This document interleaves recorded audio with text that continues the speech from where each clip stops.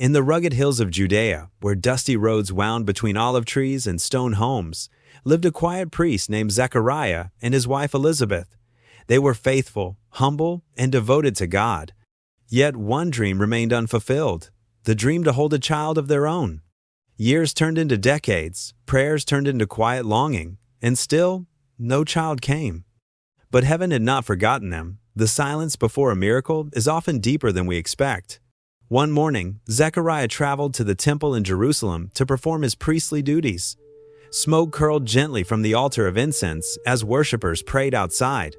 Then, in the stillness of the holy place, something extraordinary happened. An angel appeared beside the altar, the mighty messenger Gabriel, shining with the glory of heaven. Zechariah froze, trembling. But the angel's voice was calm. "Do not be afraid, your prayer has been heard." Elizabeth would bear a son, a prophet, a child set apart for God's purpose, the one who would prepare the way for the Messiah. Zechariah staggered in disbelief. After so many years, could this truly be? But doubt often dims the light of a promise. Because he did not believe the message, the angel gave him a sign. Zechariah would be silent until the child was born, unable to speak, yet carrying a promise too great for words. He returned to the waiting crowds, unable to explain what had happened, but his shining eyes told a story heaven had begun. Not long after, Elizabeth felt the stirring of new life within her. Her barren years were replaced with joy, hope, laughter. She often placed her hand on her belly and whispered, "God has taken away my sorrow." Months later, she received a surprise visitor, Mary of Nazareth, carrying a divine promise of her own.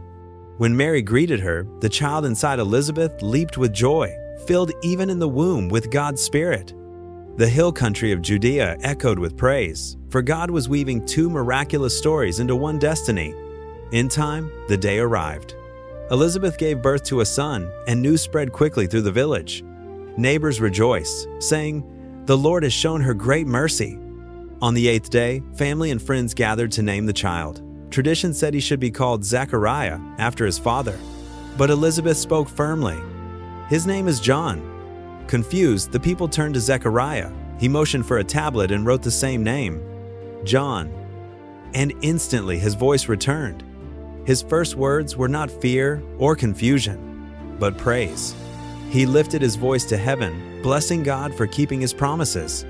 The people whispered, "What will this child become?" And their question was well placed, for the hand of the Lord was upon him. John grew strong in spirit, living in the wilderness, preparing for the day he would step into history. A lone voice crying out in the desert, calling hearts back to God, paving the way for the coming Savior.